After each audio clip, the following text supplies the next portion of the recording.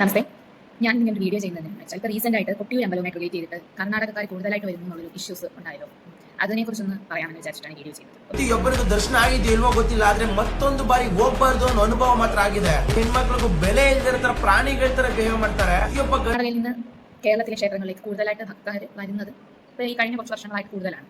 പ്രത്യേകിച്ച് കൊട്ടിയൂർ എന്ന് പറയുന്നത് ആദ്യ വർഷത്തിലെ ഒരു മാസം തുറക്കുന്ന ഒരു ക്ഷേത്രമാണ്. അപ്പം സ്വാഭാവികമായിട്ട് ഇവിടെയുള്ള ആളുകളും അവിടെ ഈ സമയത്ത് പോകുന്നുണ്ട്. അതുപോലെ തന്നെ പുറത്തു നിന്നുള്ള ഭക്തന്മാർ മറ്റ് സംസ്ഥാനങ്ങളിൽ നിന്നും വരുന്നുണ്ട്. അപ്പം സ്വാഭാവികമായിട്ട് അവിടുത്തെ ഒരു തിരക്കെന്ന് പറയുന്നത് നിയന്ത്രിക്കാൻ കഴിയുന്നതിലും അല്ലെങ്കിൽ അവിടുത്തെ നിൽക്കുന്ന വോളണ്ടിയേഴ്സിന് നിയന്ത്രിക്കാൻ കഴിയുന്നതിലും കൂടുതലാണ്. അപ്പം അവിടെ നിൽക്കുന്ന നമ്മൾ ഭക്തന്മാരും അതൊന്ന് മനസ്സിലാക്കി ഒന്ന് അഡ്ജസ്റ്റ് ചെയ്യാനുള്ള ഒരു മാനസികാവസ്ഥ നമ്മൾ എന്തായാലും അങ്ങനെ വേണം അമ്പലത്തിലേക്ക് പോകുമ്പോൾ നമ്മൾ ചെയ്യാനുള്ളതാണ്. കാരണം നമ്മൾ അവർ മനുഷ്യരാണ്. അപ്പോൾ അവർക്ക് ഇപ്പോൾ നമ്മളെ പോലെ തന്നെ പല സ്ഥലങ്ങളിൽ നിന്ന് അവിടെ തൊഴാൻ വേണ്ടിയിട്ട് വരുന്ന ആളുകളാണല്ലോ ഈ ക്യൂ നിൽക്കുന്നത്. അപ്പോൾ അതിൻ്റെ ഒരു ബുദ്ധിമുട്ട് എല്ലാവർക്കും ഉണ്ടാകും. അതെല്ലാവരും ഒന്ന് അറിഞ്ഞ് കണ്ട് സഹകരിക്കുക എന്നുള്ളതാണ്. പിന്നെ രണ്ടാമത്തെ കാര്യം പറഞ്ഞാൽ ഇവർ കർണാടകയിൽ നിന്ന് വരുന്ന ഈ ഭക്തന്മാർ എന്താണ് അവരുടെ ഈ പറഞ്ഞ കാവുമുണ്ടും കറുത്തമുണ്ടും അതുപോലെ മറ്റ് അടിവസ്ത്രങ്ങളൊക്കെ അവിടെ ഈ പുഴയിലും മറ്റ് സ്ഥലങ്ങളിലെ ക്ഷേത്രത്തിന്റെ ചുറ്റുപാടുമുള്ള സ്ഥലങ്ങളൊക്കെ ഉപേക്ഷിച്ചിട്ട് പോകുന്നതായിട്ട് അവിടെ ഇപ്പോൾ ഭയങ്കരമായിട്ട് കുറേ വീഡിയോസിലൊക്കെ ഞാൻ ഇങ്ങനെ കണ്ടായിരുന്നു. അപ്പം അതും ഒരു ശരിയായ ഇപ്പോൾ പമ്പയിലായാലും നമ്മൾ ശബരിമല ഈ സീസണിൽ പോകുന്ന സമയത്ത് പമ്പയിലും ഇതുപോലെ ചെയ്യുന്നത് അത് നമ്മൾ ഒത്തിരി സ്ട്രിക്റ്റ് ആയിട്ട് അവിടെ പറഞ്ഞിട്ടുണ്ട്. എന്നിട്ട് അവർ അതുപോലെ ചെയ്യുന്നുണ്ട്. അപ്പോൾ അതും ഈ പറഞ്ഞതുപോലുള്ളൊരു മോശം പ്രവണതയാണെന്ന് നമുക്ക് പറയാനായിട്ട് സാധിക്കും. പിന്നീട് ഈ പറഞ്ഞതുപോലെ നമ്മൾ ഇങ്ങനെയൊക്കെയാണ് എങ്കിൽ പോലും നമ്മൾ കർണാടകക്കാർ ഇങ്ങോട്ട് വരരുത് അല്ലെങ്കിൽ ഇവിടെയുള്ള ക്ഷേത്രങ്ങളിലേക്ക് വരരുത് ആ രീതിയിലും ഒക്കെയുള്ള ചില വീഡിയോസ് ഞാൻ ഇങ്ങനെ കർണാടകക്കാരെ കൊണ്ട് ഭയങ്കര ശല്യം തന്നെ അങ്ങനെയൊക്കെ പറഞ്ഞ എന്തോ വീഡിയോസ് ഒക്കെ കണ്ടത്. അപ്പോൾ അതൊന്നും ശരിയല്ല. കാരണം നമ്മളും ഇവിടുന്ന്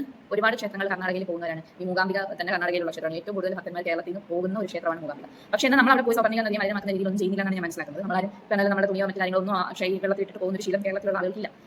If anyone from Karnataka is seeing this video, then please keep in mind that do not throw away your dirty clothes in our holy river and also the temple premises. And also, I have a request that the rush is increasing day by day because it's about the season ending.